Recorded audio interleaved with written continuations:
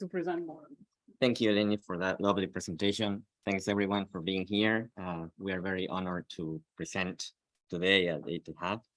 And I am going to start telling you a little bit of a background story. So when I started my PhD and I attended my first group meeting, I didn't understand anything from the meeting, of course. And that's not the funny part. The funny part is that when the presenters, I believe it was Amin, that probably most of you know, Amin Magare, was talking about hybrid simulation.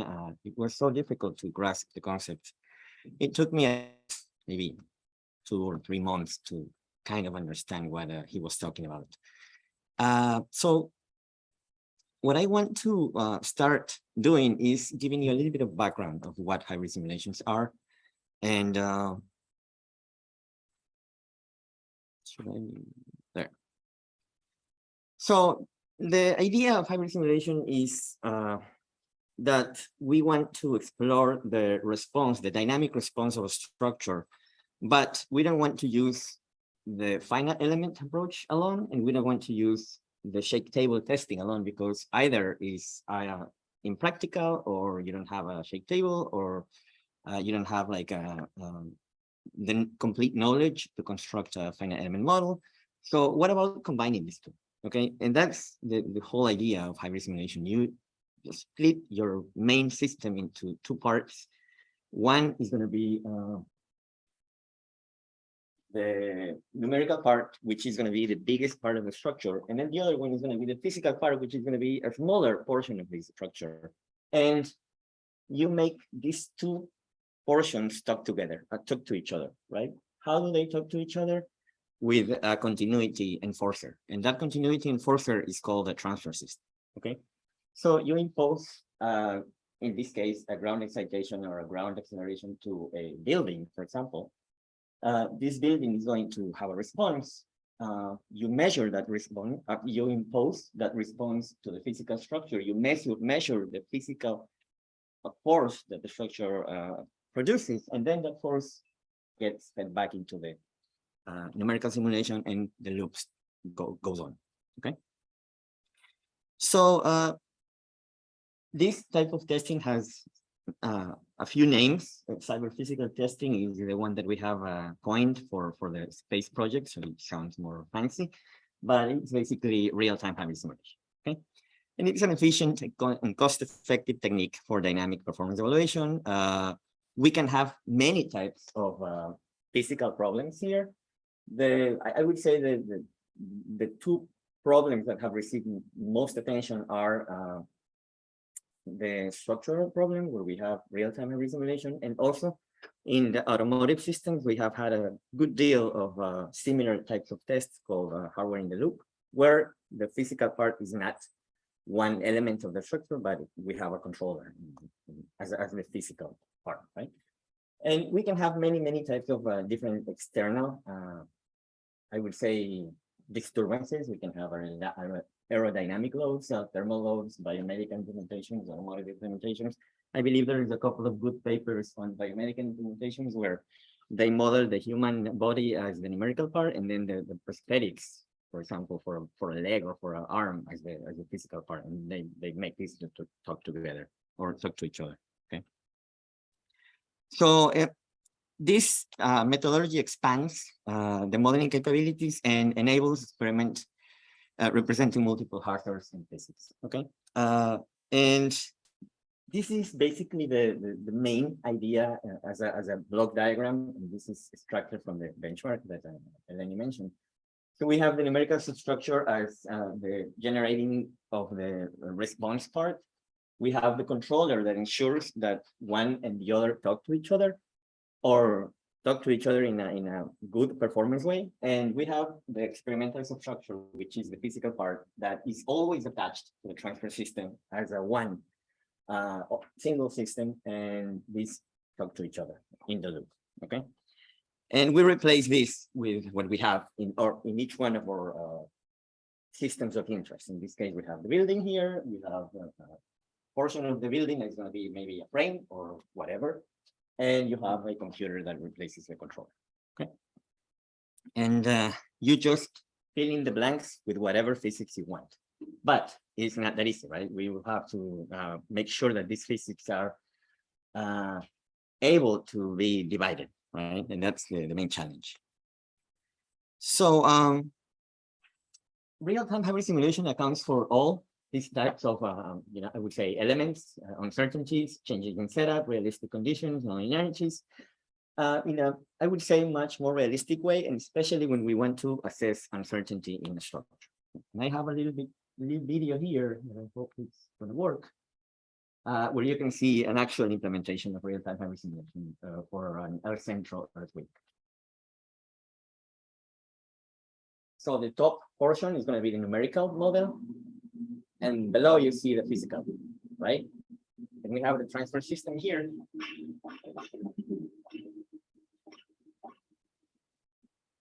Which is enforcing the response of the numerical structure.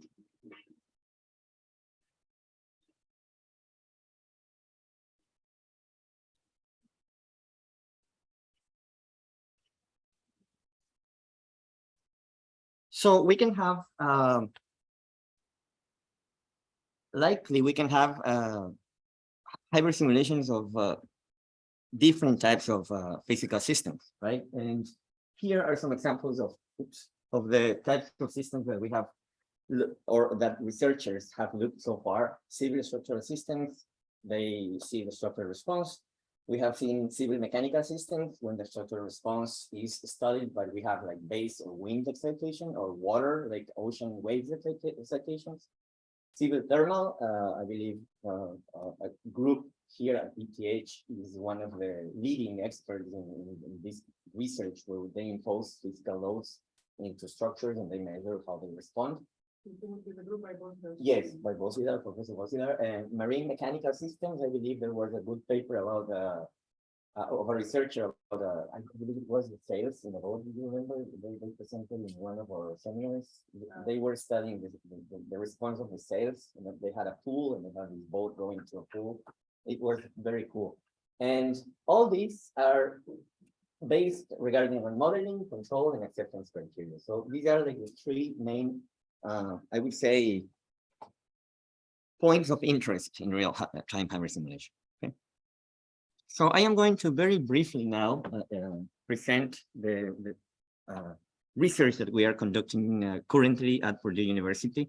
And it's basically a thermomechanical real-time hybrid simulation, where we kind of, switch our way of thinking from the structural response to a thermal response.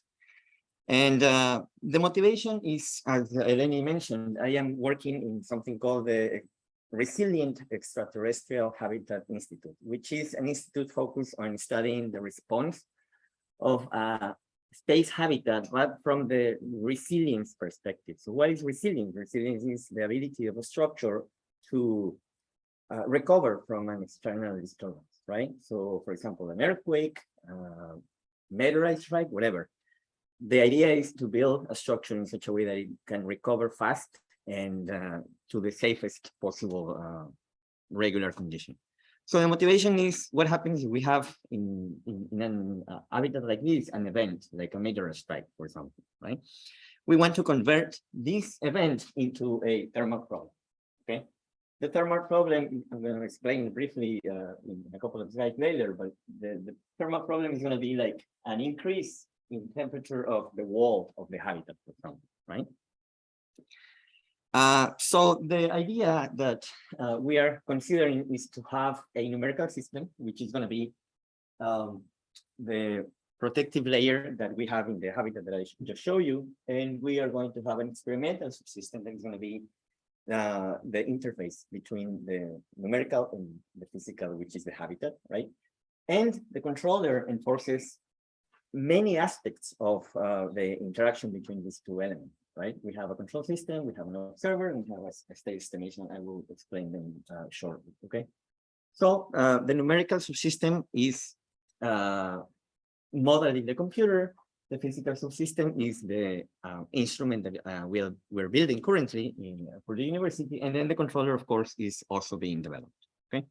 So we need control schemes, of course, to enforce the boundary conditions and the requirements which is a big issue in real-time hardware simulations, is basically how to accept or reject the experiment, because you guys are going to be asking yourselves, why don't I do finite element alone?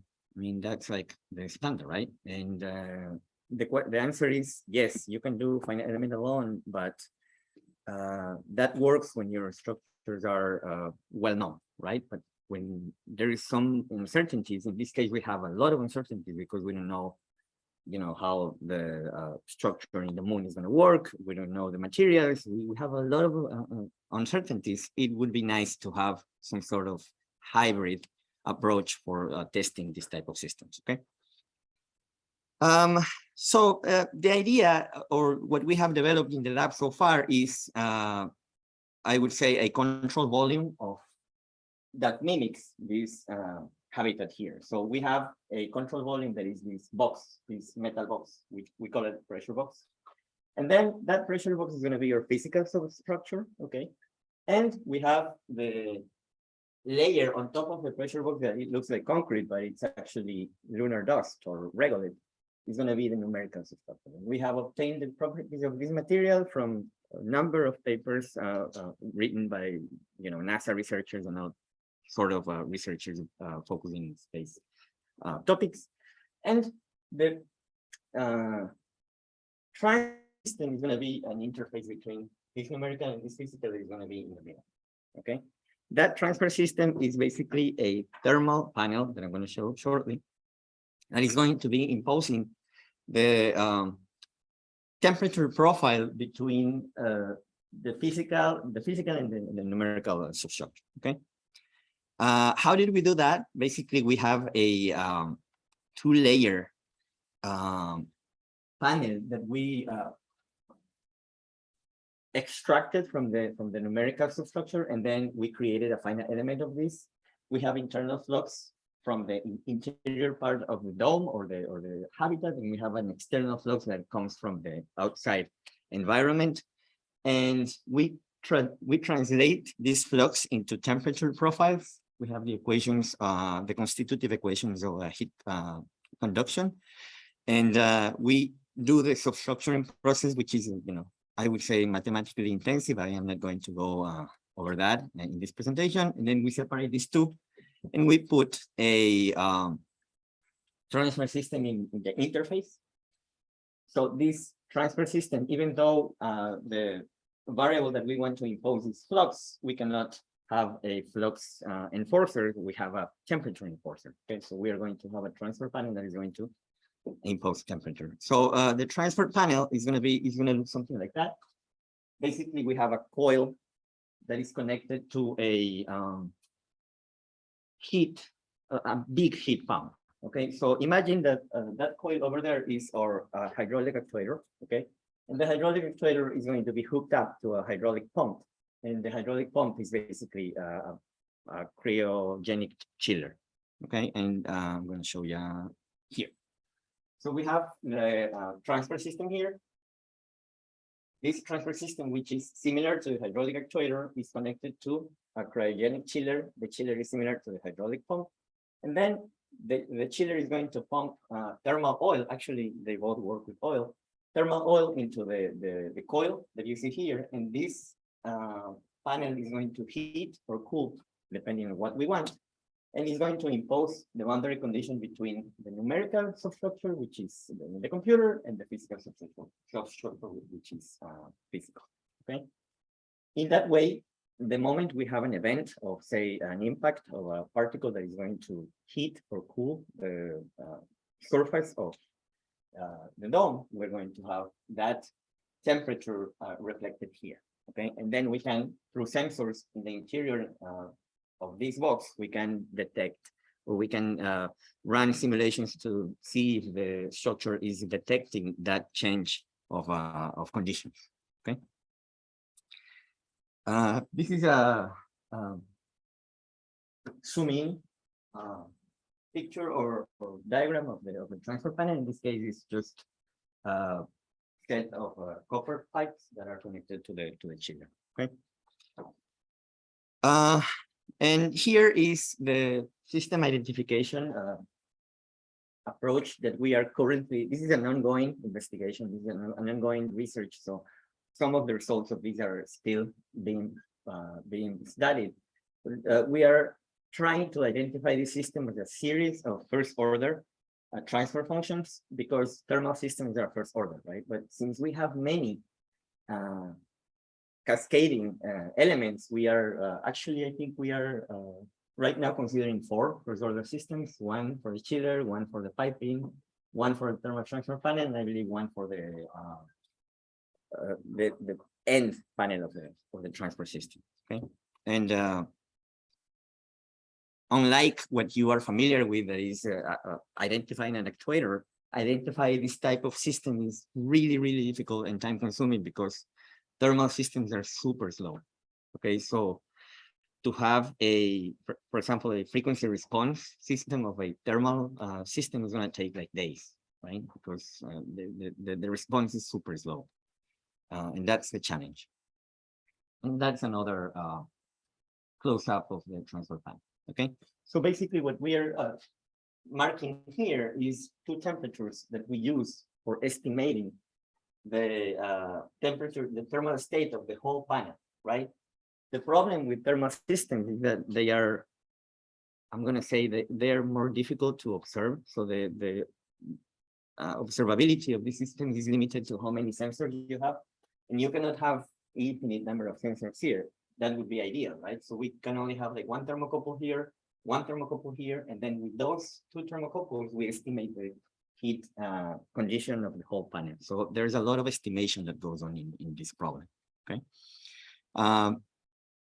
This is how we do the estimation, basically, of the temperature profile of the whole panel using just these 2 measurements. Okay, basically we estimate the whole thing with the 1 at x equals 0 and 1 at x equals out. And we use symmetry to like state that the whole temperature, the whole panel is going to be at set temperature at set time. Okay. And this is the control formulation, where we have the numerical subsystem as similar to the diagram I showed previously. We have the control system in the middle, and we have the command that goes into the chiller. This is like the internal loop of the transfer system, and the external loop goes through state estimation. We estimate the states to fit into the numerical substructure, and we observe we measure the 2 temperatures at x equals 0 and x equals 0.5, and that goes into the control system for the internal loop. Okay. And I believe this is basically the whole idea of the thermomechanical RTHS that we are currently developing in the lab. And as a final slide for this part, we are also developing a systematic control requirements formulation. What we want to ensure is that the results of the hybrid simulation that we are currently developing are acceptable, right? So we have 2 control elements, or 2 control loops in our hybrid simulation scheme. One is going to be the internal control for the actuator, or for the transfer system, and the other one is the external loop that is going to be the one for RTHS performance, right? So we are developing a methodology to assess the quality, I would say, the quality of the overall RTHS by determining some of the metrics. These are similar to the metrics that you can find in the benchmark problem, but, you know, tailored to the thermal problem, no? And again, this is a work in progress. So the closing and future work for this part of the talk is we are doing a development of a novel thermomechanical RTHS framework. This is something that has been explored very little. Some of the more relevant results are actually from ETH. The advance of RTHS field is also something that we want to, you know, contribute and incorporate the larger control volume with higher level of uncertainties, and further physics are 2 of the, you know, expected future achievements. Okay. Now I'm going to switch gears to the benchmark control problem in RTHS version 2. So there's like a spin-off of the first one in the oven, and I would like to briefly talk about it. This is a collaboration with Johnny Condori, who is the first, the person that has been doing the most of the work, and all the other researchers that you see there. And this is a very simple second benchmark. There are many benchmarks that have been talked in different groups. One is the nonlinear that we believe we talked a couple of days ago with Vasilis, and there's another nonlinear that has been in conversations in other group that I know. But this one is not nonlinear. This is a linear benchmark that uses a rotation and displacement generator. So in this case, we have two actuators. That's why I call it multi-actuator dynamics, because we have two actuators. Sorry for the very faded structure, but you can see here the structure, the physical structure. Okay, and the physical configuration is on the picture on the left. You see the two actuators connected to the load cells, and then those are connected to this black big coupler that is a little bit difficult to see, and then that one is going to be pushing the white structure that is the one that you cannot see here. Okay. In this case, we have two variables of control. One is x, so the displacement of the structure, and the other one is actually the angle. Okay, those are the two variables that we are following. And for this case, we need to use a transformation matrix xy to actuator, because you cannot impose angle to the actuator, right? So we have to have some sort of transformation scheme. We go with that result to the Kalman estimator, sorry, to the controller, and then QR, or basically QR controller, and then we move the plant with that. Of course, we have to estimate states, and the feedback loop goes again through a coordinate transformation from x1 and x2. These are the displacements of the two actuators, and this converts into x and theta. Okay, and those elements are the ones that go back into the numerical substructure, but they don't go in this way, right? They go in the way of force and moment. So we have to convert these two into force and moment, and then that goes fed back into the numerical substructure. So it's a little bit more, I'm going to say it has more steps as the benchmark one, and all these steps are instances of time delay that needs to be accounted for and studied, basically. Okay. So some results, very brief results. We have a performance of the reference versus measure within a normal root mean square error of 12.5, which is not that good, but I would say it's acceptable for displacement, but a little bit higher for angle. We are having many issues with angle because of the stiffness of the coupler and some other considerations to measure angle and to estimate angle is a little more tricky than displacement, right? But I think we are getting very decent, I'm going to say, responses or error values. And remember that the benchmark is like a problem statement. So you guys are going to be the ones that are going to propose something better than this, right? This is just baseline. Respect to the tracking performance, we have much better. So in tracking, we have 3.6 for displacement and 13.4 for, I'm sorry, this is for actuator 1 and actuator 2. 3.6 for one and 13.4 for the second actuator. And you're going to ask yourselves why one actuator goes very low in error and the other one goes very high, because they are highly coupled, right? So the highly coupled or the coupling provides a very highly coupling phenomenon to one actuator. So one actuator is like the son of the other, or a slave of the other, and that's why its performance is lower. Okay, and then for the estimation, we have again, I would say, very decent results for the estimation of the first and the second actuator using a simple Kalman filter estimator scheme. Okay. In this case, we want to extend the benchmark one to have multi-degree of freedoms. We are going to incorporate displacements and rotations. The problem statement and the combining scripts are going to be available for the community very shortly. And again, we want to maybe put this into a special issue that can be responded by the community. The third and last topic that I would like to cover today is the heterogeneous digital stiffness and inertial programming. This is a collaboration that I made with Dr. Tao, Dr. Dancy, and Dr. Gibert. And this is a little bit away from our zone of comfort, yours and mine. And it was a nice collaboration that we did with them last summer. So the idea here is that when we have base isolators in mechanical systems, these tend to detune, right? The big problem with passive isolators is that they detune at, with the pass of time. And we have to either change the isolators or, repair the system in order to get them back to their original design specification. So what would be, the question would be, is there a way of changing the characteristics of the isolator to their original configuration without having to check to get new ones, right? And that's the whole motivation for this. What if there was a way that we can program the stiffness of these materials to make them work after we retune their qualities? Okay, so the concept here is a heterogeneous and staggered spring network where we can change some of these springs accordingly.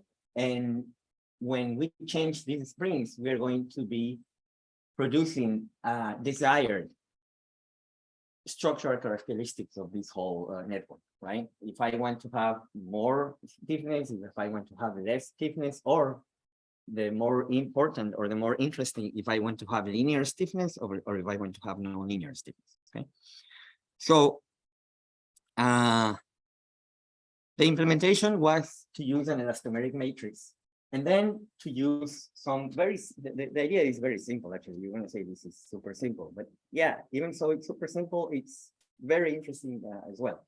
So we input these semi-rigid inserts in basic configuration, right? So this is a very simple, I think it's 12 hole matrix, but we can impose either vertical or horizontal inserts in a particular way, okay? And that particular way is going to give me a particular modal response of this if we use it as a spring, okay? What happens if we have different configurations? We are going to have different responses in tension and in compression. So, and you can see those animations where we are putting different distributions of inserts. We have like different responses in tension and compression, right? If we impose vertical inserts, we're going to have a very good configuration in tension, but poor in compression. And the same, if we do it in vertical, we're going to have the opposite, okay? What is the advantage of this? That we can have different stiffness or different force versus displacement behaviors, right? So we have the same one for tension in the case where we use only vertical inserts, but we're going to have a very big resolution for stiffness values in compression, right? And this depends on how many distributions we make here, right? For a 12-unit cell, we have 12 to the power 12 patterns with a lot of these are repeated, so they are redundant, but we can find 72 horizontally symmetric independent patterns that are going to give us a different value of stiffness, right? So if we are to change the isolator of, say, air compressor, instead of changing and stopping the compressor, moving it, changing the isolators, what if we can only just change the inserts and it will go back to the original isolation capability? And this slide here shows how wide is going to be the range of natural frequencies for this particular matrix, okay? The nice part of this is that since, or even though this is all linear, we can also have nonlinear behavior for those, for a particular configuration of inserts, right? So in this case, we have a high bidirectional frequency resolution achievable. The programming can be done a priori or in situ. This has a potential option for quick deployment vibration isolators. The extension to single bistable elements is something that we want to explore, and the extension to active or semi-active inserts, example, piezo or magnetorheological. And I forgot to mention the last one. This can also produce nonlinear springs, which is really, really cool for high bandwidth vibration isolation. Okay. So thank you very much for your attention. These are the persons that actually made the slides. So these are not my slides. Erta made the one of the thermal part. Johnny made the slides on the benchmark too. And Dr. Stow and Gilbert made the slides for the last one. Thank you so much. Thank you, Christian.